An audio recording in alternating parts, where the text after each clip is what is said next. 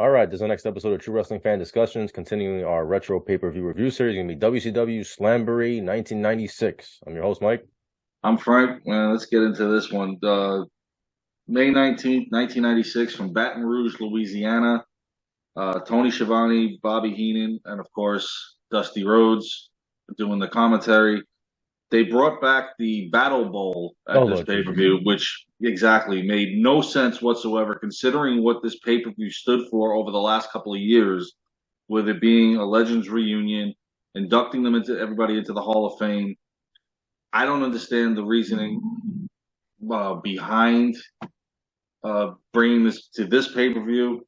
I mean, the concept wasn't as bad, but the one problem with this one, out of all of them, was this was already preordained. This wasn't they pick your name out of the hat that night and then you find out who's facing who. They already had these matches signed, and a lot of the tag teams were put together or facing each other. So that's the other thing that I Well, didn't like about it, because the spontaneity of the last Vital Bowl, they would pick out your name and then you'd go to the ring. I don't So know. I don't know why they decided to do it that way. I don't Maybe know either. maybe they just said, you know what, let's do it differently and just have the matches already announced. That way, people know what they're getting themselves into. I understand splitting up the tag teams because you want to cause like kind of chaos and like, oh man, you're gonna see the Road Warriors fight each other, which they never got in the ring and fought each No. other. We did see the Steiners, and we'll get into that later. But I understand that booking it that way. But let's just get right into it and bash it because that's where this is headed. 7,791 on hand for this one. I bet you they're all looking for their money back. So here we go. The opening match for the Lethal Lottery Tag Team. It was Animal and Booker T versus Hawk and Lex Luger. Right off the bat, this one ends in a double countout. All four guys are eliminated. Right, Mean Gene later on will decide. We'll pick a name out and see who gets the bye into the main event. and Hawk and Animal are celebrating. Yeah, You know, I got the feeling in '96 with the return of the Road Warriors, right, to WCW, that they didn't even care. I kind of felt like they were just there for a paycheck. yeah. They feel like they were mailing it in, right? Didn't you get that feeling like they just weren't into it? Well, this is again the start of their decline. They're also past, yeah. I mean, to be fair, they're way past their prime, and At this point, yeah. they had kind of just gotten back together not too long before that, I guess. hmm So I don't And know. but I mean, look at the tag team roster they had at this point, which was pretty good. They haven't had one like this since 1989. You had the Steiners, you had the Road Warriors, you had the Blue Bloods, you had Public Enemy, you had Harlem Harlem Heat, Heat. I mean, look at the talent you had right yeah. there, You had and the they did nothing with it. oh, But yeah, I agree with you with the Road Warriors. They felt like a step off. Like, yeah. okay, we're here. Like Kevin Nash was like, you're getting paid. Okay, does it really have to make sense? Yeah, No, disappointing. it was. The next match was Oh, and they Public En- never, and like I said in the God. beginning, they said during the match, I forgot who it is, was like, oh, we might get to see the Road Warriors fight each other, but they never touched. They never fight each other. No, but they wound up fighting each other more than they did their opponents, and we have that in quite a few matches in here. Yeah. Which again, it doesn't make me want to sit here and watch the rest of it. Like, okay, this is I don't know, there's something about this one that didn't make any sense. Like the previous one they did in '92, the one in '92 they did was good. This one not so much. Yeah. So our next match was Public Enemy versus Chris Benoit, oh boy, and Kevin Sullivan. The These two Taskmaster. guys together, yeah, crazy boy. And I mean, what Sullivan used a chair on Rocco Rock. Rocco puts this is where the referees just letting it go hardcore at this point, because Sullivan gets put on the table. Grunge held him, but was unsuccessful trying to get him through the table. Benoit then was on the table. Looked like Sullivan held him there while Rocco and Grunge put Benoit through the table, which in fact he did. He held his leg. And then Grunge pins Benoit, and now we got Public Enemy going on to the next round. Now, this isn't like the past Battle Bowls either. You win this initial tag team match, you're not automatically in, because there's a second round of this as well till we get down to the final 8. I know. Tell me about it. The next encounter was Rick Steiner and the Booty Man versus Sergeant Greg Pittman and Scott Steiner. Now, at Booty least we Man, got the Steiners to Kimberly battle Page. each other. They love Booty they Man love with hating Kimberly on each Page. other. Yes. Oh, Kimberly that was the Page. only good thing about Booty Man was Kimberly. She was looking good, but Oh yeah, yeah, she still we does got to this day. yeah. We got to see the Steiners lock up. That was pretty cool, man. It reminded me of when Oh, Demolition fought each other in the Royal Rumble. oh, I love that. Oh my And God, then it was once awesome. the number three was coming in, all right, we good. Yeah, And Bobby said, he goes, these guys have been fighting since birth. They don't care. yeah, They'll yeah. fight each other anytime they want. That was He goes, that was cool. they'll be in a tag team match. He goes, and they'll just start laying each other out. But I mean, this match was okay. The one good thing about it, like you said, was we got to see the Steiners wrestle each other. Rick Steiner with a German suplex on Pittman gets the pin. So the Booty Man and Rick Steiner are moving on. Hallelujah. Whatever. The next match was again another, like, are you kidding me? The Blue Bloods were put together versus VK Wall Street and Hacksaw Jim Duggan, or Yeah, IRS and Jim Duggan. yeah, exactly. Yeah, And they spent more time beating the crap out of each other. And Duggan's like, get it together. We're trying to move on. They actually do. They defeat the Blue Bloods. Um, what's funny is Regal's original partner for this match was supposed to be the Belfast Bruiser, Fit Finley. But a temporary injury on Nitro put Dave Taylor in his place in the match. So, and then of course in this match, Wall Street wouldn't tag in Duggan, typical of what we're going to see when you've got heel and babyface teaming together. So Duggan just laid him out. Duggan grabbed a roll of tape from his trunks. I love this one, and punched Dave Taylor, gets the pin. So Duggan and Wall Street are moving on to the second round. Okay. The next match on the card, Disco Inferno and Alex Wright versus Dirty Dick Slater and Earl Robert Eaton, the other member of the Blue Bloods. Slater and Eaton got the victory on this one. Disco is dancing. Slater hits him in the back of the head with his boot and gets the pin. What? I don't know. Anyway, moving on. moving on to the next match. It's Diamond Dallas Page and the Barbarian versus Ming and Hugh Morris. And they were complimenting him on how fast he turned around, how he was broke, homeless, all this stuff, and then just in a matter of months he just turned it all around. Back, yeah, he's back, man. Because Kimberly had stole his money, right? Didn't Kimberly like take his money?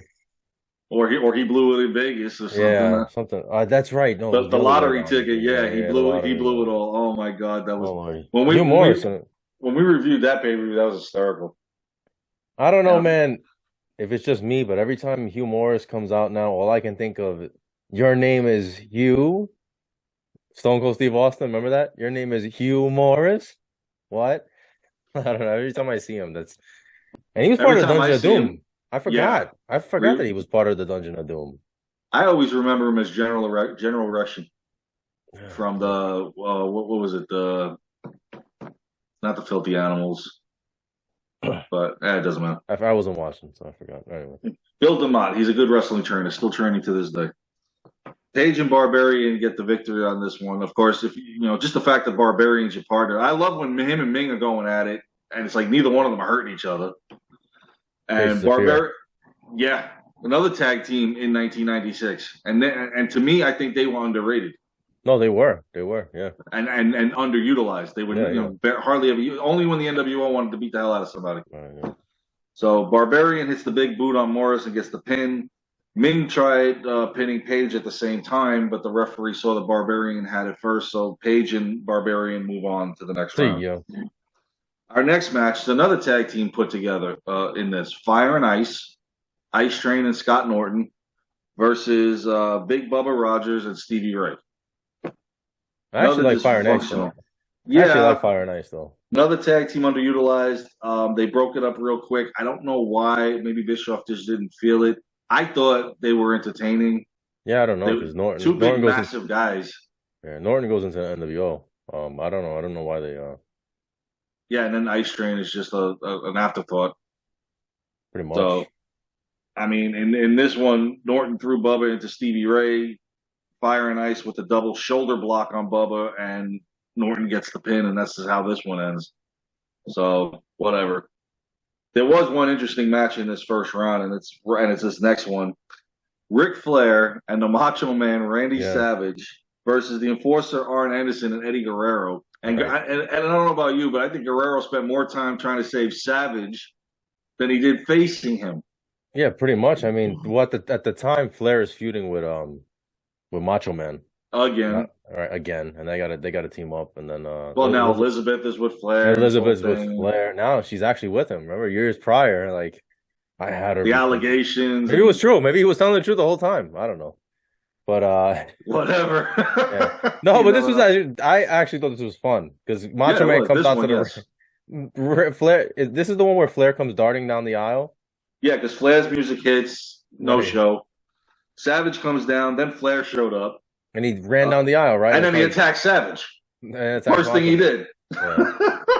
Oh, Lord. So he attacks him, Flair, he attacked him, Woman and Elizabeth creeping down the aisle because, they see, Captain Schizo is going crazy again. When Savage got into this, like Shamrock, when you got it's the madness, it's the madness. Yeah. Man. It's funny because at one point Flair tags Savage and then he hits him. I'm loving this. I think this is the most fun match. This was the best match of the Battle Bowl. Fun, of the Battle Bowl, yeah.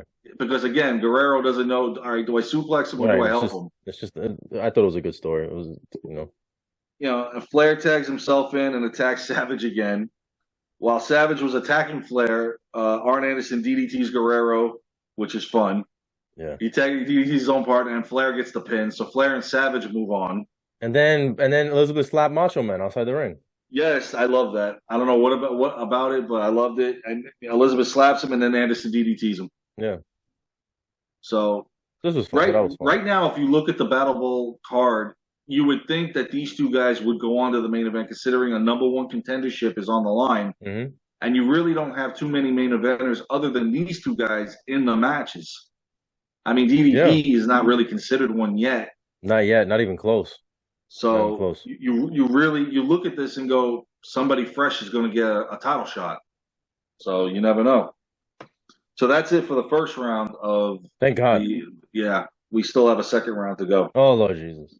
Because Mean Gene comes out after that match with the Hooters girls, and they did the drawing for round 2 of the Lethal Lottery, and Fire and Ice received the bye. So now Fire and Ice is on to the main event. Why, I have no idea. So here we go. Our next match is for the WCW Cruiserweight Championship. Dean Malenko defending against Brad Armstrong. Why? This should have been on Thunder. Brad Armstrong on a pay-per-view getting a title shot. I didn't feel it. I didn't see it. What are we doing? I didn't like it. What are we doing here?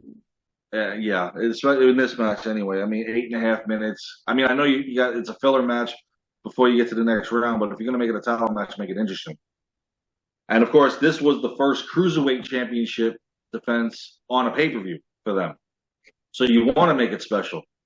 And you put Brad Armstrong in there. Okay. Good enough. Armstrong put the Texas close lead on Malenko, which was interesting, but he got to the ropes. Malenko had Armstrong on the top rope, came off with a gut buster. There's your pin. No submission. Armstrong is the loser. So, to make matters worse, after this match, we have a promo for Glacier. Nobody cared. I know I didn't. Following that, then Mean Gene and the Hooter Girls came back out for to draw the second round matches of the Lethal Lottery. So here we go. We've got the second round of that going now. What the hell was Mean Gene talking about? Like, what are we gonna do after this? Yeah, he thinks he's going out with them Hooter Girls. Yeah, it was like creepy. And then the girl was like, he calls one of the girls the wrong name. Yeah, naturally. Right? And then he calls the actual girl what her actual name was, the other one, the one. Anyway, and then she's like, "Get beer and have wings." Yeah. Oh God. He was always a creepy man. Yeah. Remember in 2000, he's at the club with his tie around his head, and I mean, come on. So the first match of the second round is VK Wall Street and Hacksaw Jim Duggan versus Dirty Dick Slater and Earl Robert Eaton. Well, it didn't take long because at the start, Duggan and Wall Street went at it. And eventually, at the next pay-per-view or two, these two will face each other once again. Duggan hits Wall Street, and Eaton rolls Wall Street up for the pin. So Dirty Dick Slater and Bobby Eaton are on to the main event and Battle Bowl. The next match was actually a forfeit. Public Enemy versus Randy Savage and Oh, Ric yeah. Flair. Savage's music hit. He didn't come out. As Flair came down, Savage attacked him. I Attacked want Flair. Flair. No, Wrestlers. but Flair comes out. Flair comes out and is celebrating, and he's saying, "No more Macho Man." Then out of nowhere, Macho Man just comes out like a house of fire, starts attack. That was great. That was tremendous. I was laughing. He starts beating him up. Then security It was, jumps in. the Then wrestlers and the officials are trying to break them Ric up. Flair hits him from behind, and then I think it's Giovanni calls him a scumbag, calls Flair a scumbag. That was great. That was so good. The fact that Public Enemy actually has a victory over Right? Flair and Yeah. Savage bothers me. Well, on a technically, but yeah.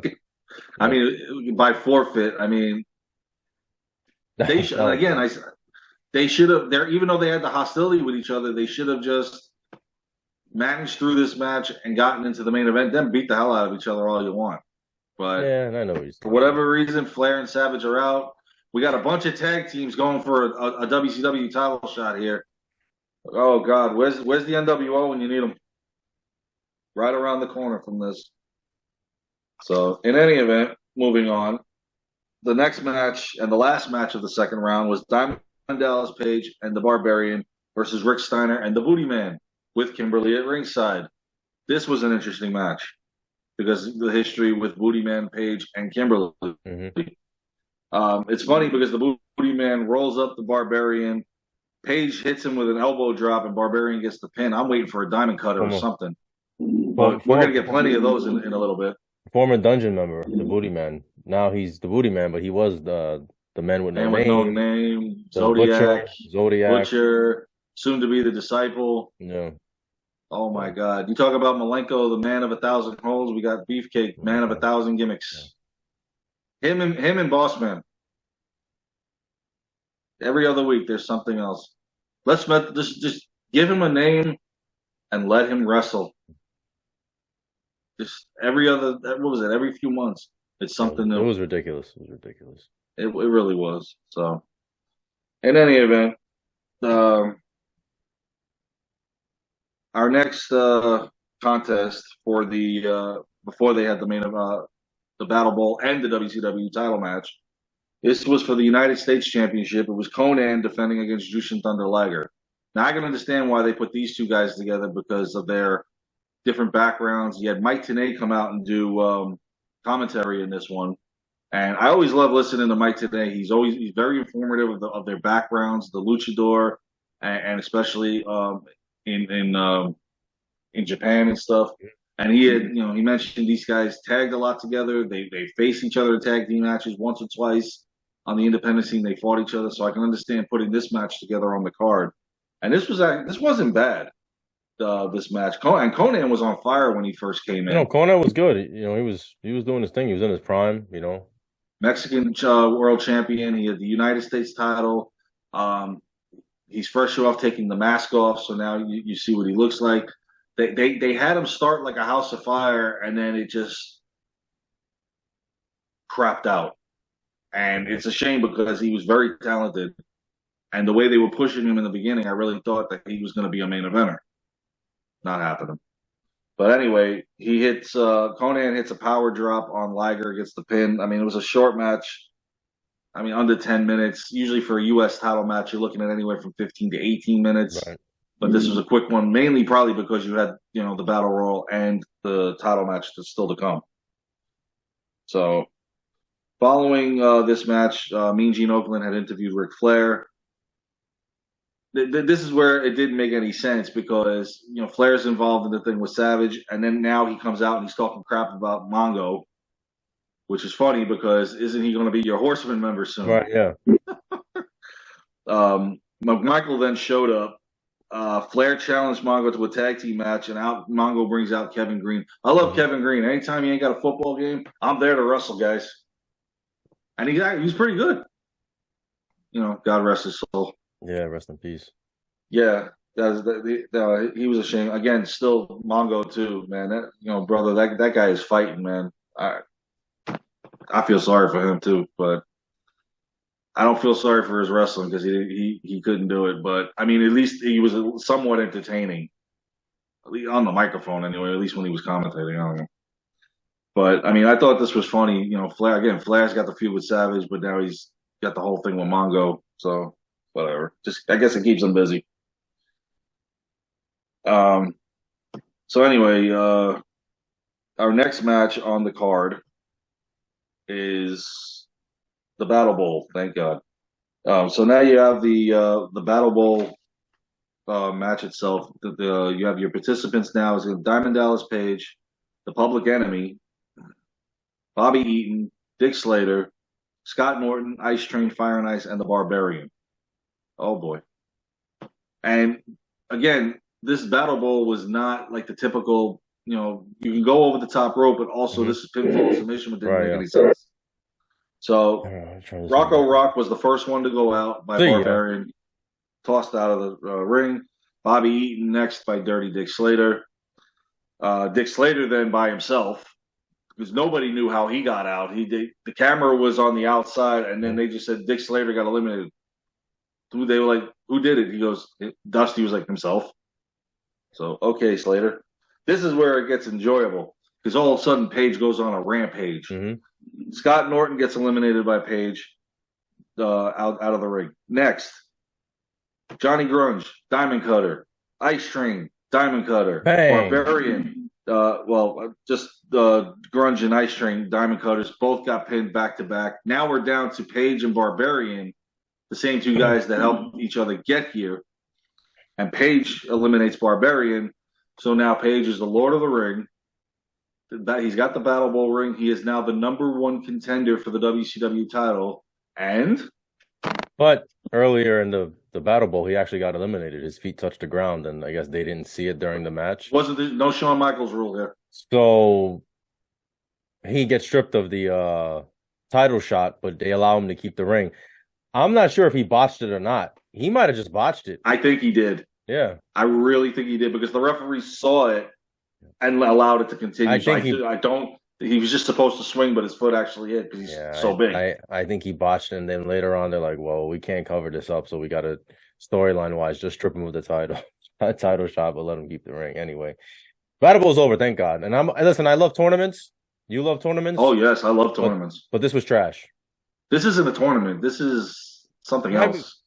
It's garbage. It's garbage. All right, so moving on. Again, I will give WCW credit. They tried to come up with a lot of innovative things. Yes, I agree. Just the execution was wrong. Now, the one thing I did love, and I wish WWE would bring it back, and they never will. Remember that triple cage? Now, granted, David Arquette won. We're not going to bring that up. But that triple cage that they used in Ready to Rumble, and then they brought into the match, something like that. I enjoyed that. The triple cage that was interesting, but the execution on most of the stuff they did, it was good in your head, right? Didn't go well when you actually did it, unfortunately. Not at all. But War Games, was the best thing they ever came up with. So now we have our main event for the WCW Championship. It's the Giant defending the title against Sting. It's Sting. Now this is Sting before NWO and all this stuff happens. This was during the whole Sting doesn't know if he could trust Luger or not. Whose side is Luger really on? So Luger's at ringside with Sting. You got Jimmy Hart down there with and then they handcuff Jimmy Hart. Just whatever. So exactly. Lex Luger, they handcuff him to Lex Luger. And Luger was just working with the Dungeon of Doom not too long ago. Yeah. Well. I mean, and this match, I mean, he had bought the contract, right? It was with the whole contract thing. They had and then Luger's trying to be the fan favorite with Sting, but he's still showing his heel side, especially when it came to when they were the tag champions defending. Sting wanted to defend against the Road Warriors. Luger's like, no, what are you, crazy? You know, all this. Yeah, I mean, it was a lot of back and forth. Right, yeah. So, I mean, we've seen these guys team. We've seen them fight each other. We don't know what direction is going in now. They didn't know what direction was going in. Yeah, seriously. This match was good, man, and oh boy. I thought this main event was actually good. It was. the Giant, aka the Big Show, Paul White, was young and tremendous Captain shape. Insano. Yeah, seriously. You saw his athleticism. I think he does a Yeah. drop kick in this match, Hmm. right?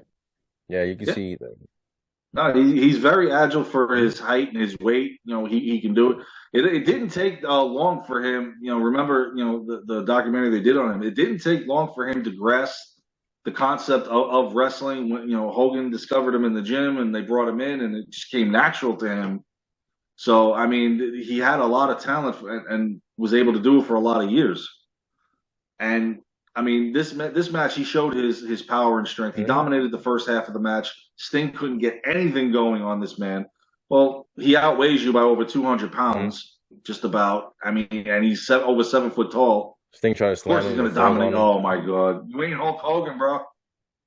Sting I can't slam him though. I've mean, seen Sting slam him, but yeah, storyline wise, they had him fall on him, which yeah. was a good spot. The Giant went for the choke slam on a table, which is funny, but Luger, put Jimmy Hart on the table, so that wasn't happening. He did. He went for a drop kick on Luger. He pulled Sting out of the way, so he got hit with it. Then Sting accidentally hits the ref. Here we go. You gotta always love these ref segments. The Giant put his hand around Luger's neck. Sting hit him with 3 stinger splashes to release it. That the strength on this guy, my God. Um, and then Jimmy Hart gets the megaphone. Luger has it with they're both fighting with it. Yeah. So then they're fighting about it. They accidentally hit Sting. So now people are wondering, did Luger do that, or was it Right, accidentally Was it Jimmy Hart? right, right. Um, Because Later on, he had him in the Scorpion Deathlock. He had the Giant in the Scorpion Deathlock. That's what it was, right? And then he gets hit with yeah. the megaphone. And then because as a result of all that, the Giant chokeslam Sting, pins him, and retains the WCW title. And like we said, it was supposed to be Diamond Dallas Page as the next challenger. Unfortunately, that's not going to happen. Yeah, I guess That's because he botched the whole the thing. botch, and Um, it's unfortunate, but I but mean, we end up know what's literally right around the corner. We but know it's NWO coming. was like a week or two later is when Scott Hall shows up and then Yeah. NWO. I feel like I haven't seen a lot of this stuff in years, but I don't think I think there was some unresolved storylines. Like I don't remember if the Macho Man and Ric Flair storyline gets resolved, and I don't remember if the Luger and Sting storyline really gets resolved Well, once the it all NWO. yeah, it all get put on hold because of what was happening. Yeah, Because because of now it they're was all having to work together. right. Yeah, so yeah, so but overall, Because I they mean, also said, because remember at Bash at the Beach, they didn't know. Sting still didn't know if he could trust Luger in that 6-man tag team match. right, that's right. You're right, you're So right. they were still playing that, and then Luger gets hurt, and he's inactive for the remaining of Right, the match. So right. But this is kind of the last pay-per-view for the old WCW in some ways because yeah, because the outsiders will come COVID. out at Great American Bash, Right. So this is and Bischoff will ask him, "Are you working for WWE?" They'll mhm. say no and powerbomb his ass, which was great. Yeah, that was tremendous. And then we're off to the races after that, Yeah. boys. So I thought this pay-per-view was trash. It was. A couple Main good event was good, main event was good. and Savage The Flair, Savage Flair Anderson stuff. Guerrero was good. Yeah. But So other than that, they should have stuck with the same.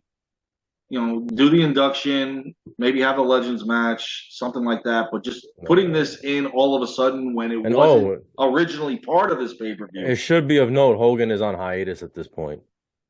Oh, really? I didn't even notice. Yeah. Hogan is gonna come back, but he's gonna come back at Bash at the Beach, right? 96. Hulkamania has betrayed Yeah. WCW. So that's our review. You guys let us know what you think, please. Last thing, even with Hogan on it, it wouldn't have made it any better. I'm gonna throw that out there. Probably not. But you guys let us know what you think. Please like, comment, share, subscribe. We'll see you guys soon. Take care.